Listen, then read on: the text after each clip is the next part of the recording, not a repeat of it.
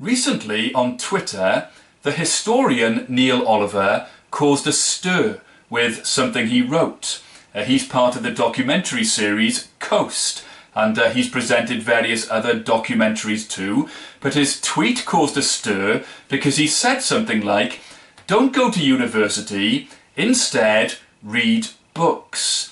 Now I think he was making a political point, and I'm not getting into that now, but his words introduce well, I think, a verse here from the Old Testament book of Ecclesiastes, or let me read you parts of 2 verses in Ecclesiastes chapter 1. "I have acquired," the writer says, "I have acquired great wisdom. My heart has had great experience of wisdom and knowledge. And I perceived that this also is but a striving after wind."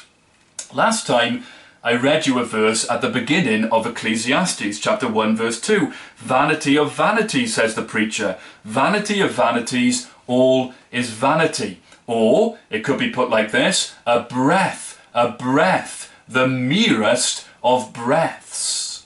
Life goes quickly, but included in that idea of life being a breath, it's not just that life slips through our fingers and time passes us by, but it's also this: life is something we can't control.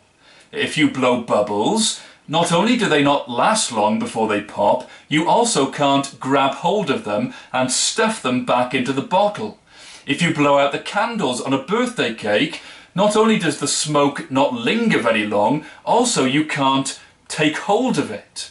And so a theme, or if you like, an observation about life from the book of Ecclesiastes is this: life is something that can't be controlled or manipulated.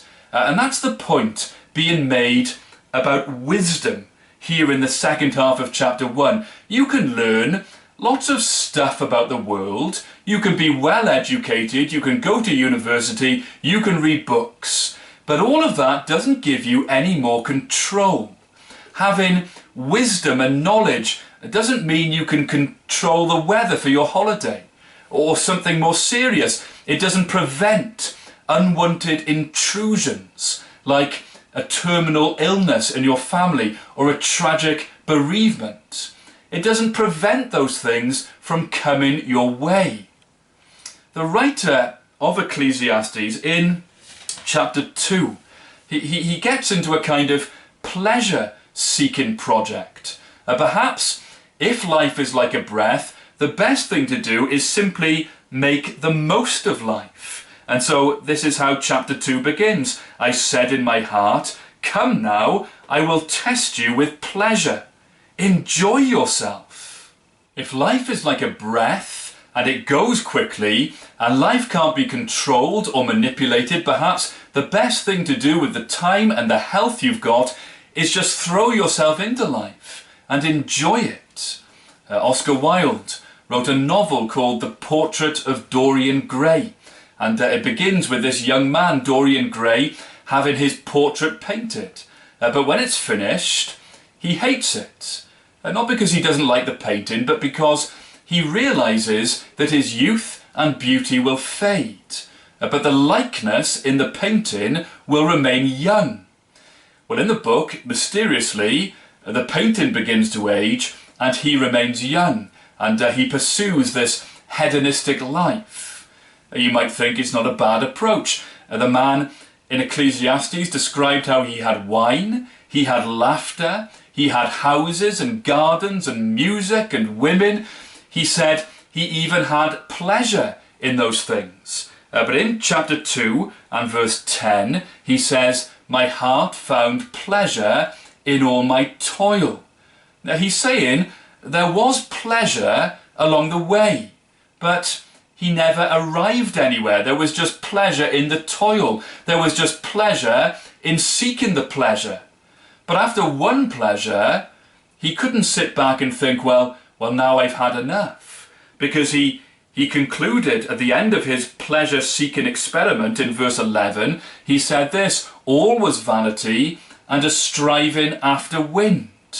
You can't catch the wind, can you? You can't put it in a box.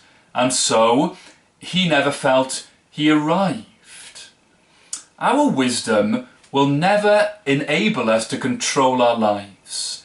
It will never prevent the unwanted experiences of life coming our way and throwing ourselves into pursuing pleasure, perhaps to try and give us some shelter from some of life's hard realities. They will never land us at any satisfying destination. And so what we need is the wisdom of God. The wisdom of God, in the New Testament, the Apostle Paul says, some people describe it as foolishness. But the wisdom of God is the cross of Christ. A Jesus Christ who, rather than pursue pleasures, denied himself and went to the suffering of the cross. Why?